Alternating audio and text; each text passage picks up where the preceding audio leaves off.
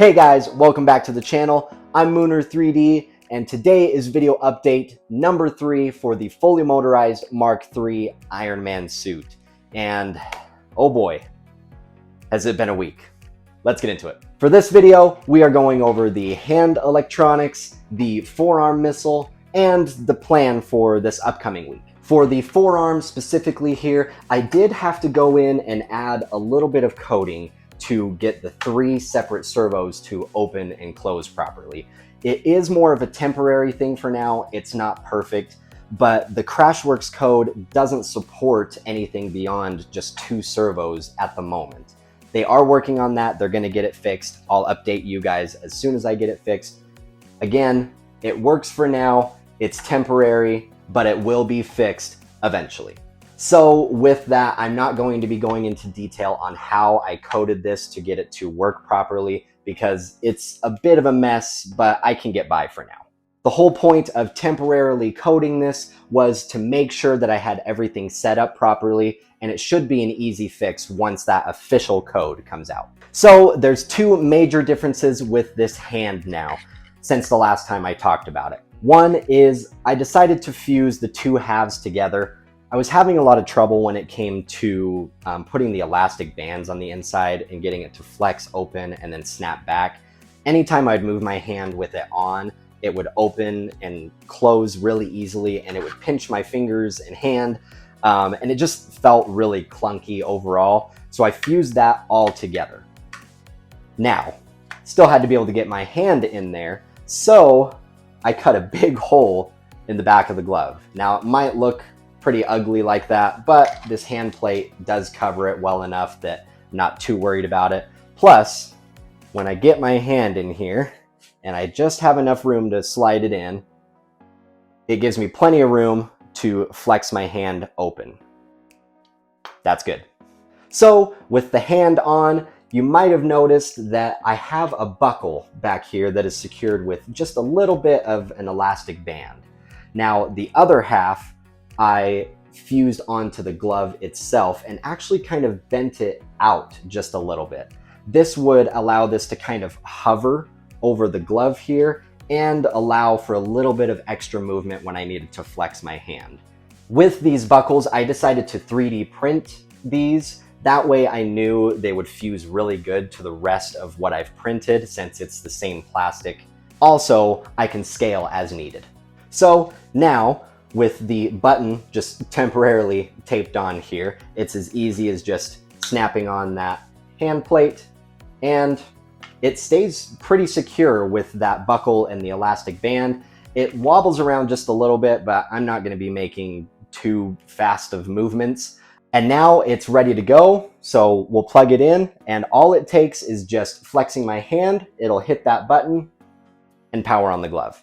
So for the LED panels here, hooked up to a 12-volt battery, we get this. And that's pretty cool. Also, you might have noticed that I don't have the fingers on the hand yet.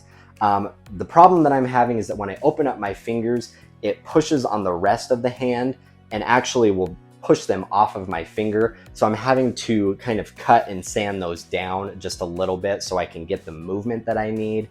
But I am still planning on using elastic to secure those, as well as putting the buttons on the inside of those fingers.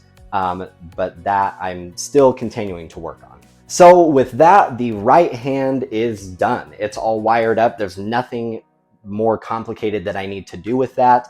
But that now brings us to the forearm. And this has been the biggest problem that I've had for the last week. So as far as the wiring goes, everything might look like it's a little bit of a mess, but it was very similar to how I wired up the Iron Man helmet. Besides the fact that I just had to plug the different wires into different pins on the board, very, very similar. But the code was very, very different.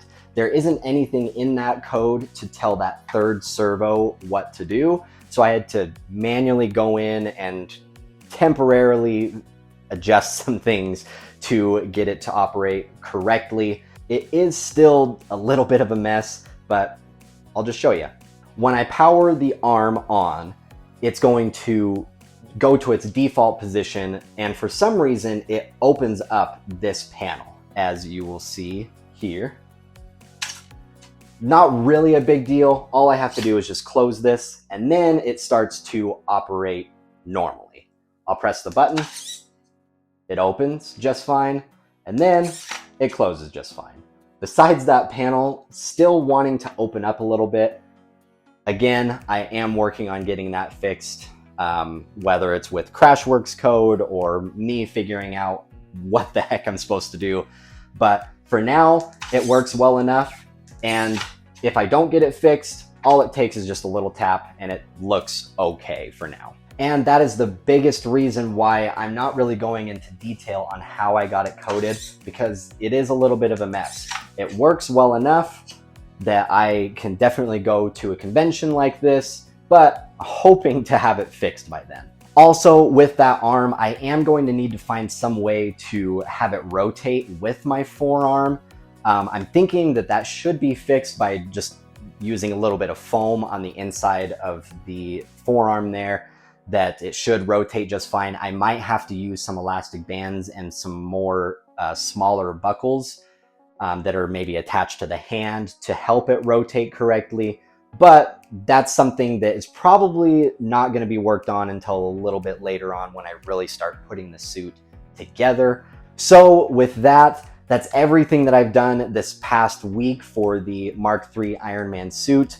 A lot of it that I'm focused on right now is just getting the motorization to work properly, getting everything wired the way it needs to. That way I can start really putting the suit together, because the motorization is definitely the part of the suit that takes the longest and isn't quite finished yet. So if it comes down to time and they update that code right before I'm, getting ready to go to that convention, it's as simple as plugging things in, updating that code, having it all work properly, especially where everything's wired correctly. It should be an easy transition.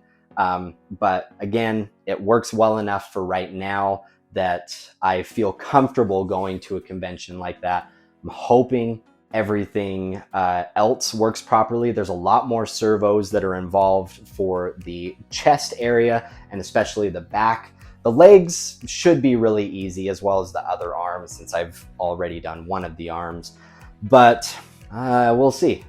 But while I work on that this upcoming week, I am also working a little bit on the chest area, getting all of that fused and the lighting set up correctly, as well as starting to print probably the other arm and the lower torso and lower back area.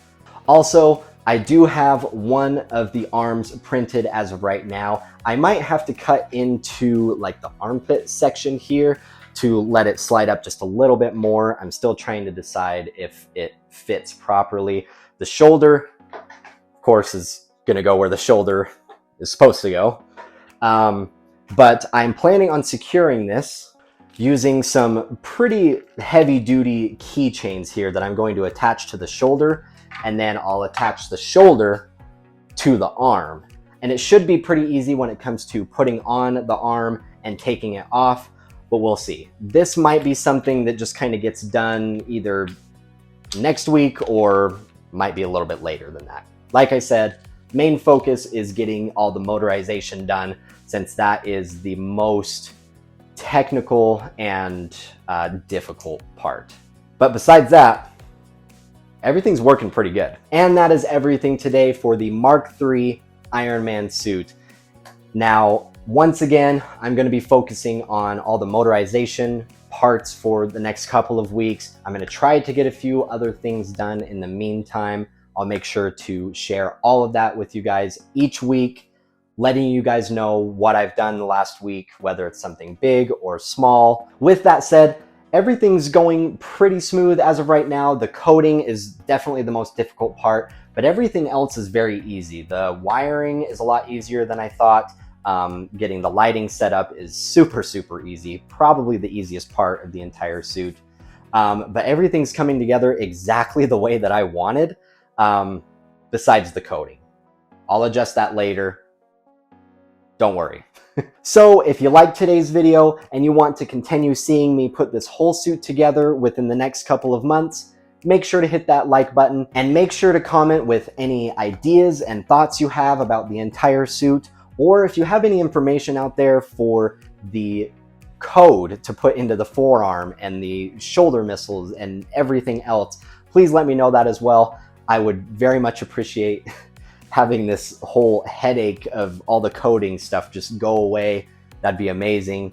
But anything else that you want to share, comment that as well. And if you want to continue watching this build series, make sure to hit that subscribe button as well.